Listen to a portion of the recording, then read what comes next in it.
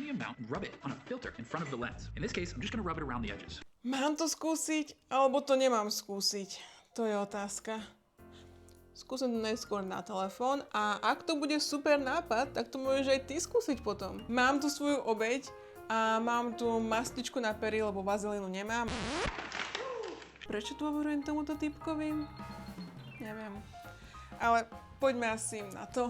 Mala by som natáčať s týmto spodným objektívom, takže ideme to dať do kola. Pamätáte si, keď som vám vravela, že pred každým fotením a natáčaním si máte objektív vždycky očistiť? Vodu každým víno pijem. Aj keď teraz pijem skôr tú vodu. To by háda mohlo stačiť. Nepríde mi, že by to niečo robilo. Skúsim teda toho asi viacej. Je to taký skôr ako špinavý objektív. Na videu to bolo na naozajstnom foťáku, nie na telefóne. Asi by som to mala aj ja skúsiť presne tak, ako tam bolo povedané. Skúsim to, ale použijem svoj starý foťák. Takže takto nejako to vyzerá. Zase použijem túto snehovú gulu, nech môžeme porovnávať. Neviem, či sa mi to páči.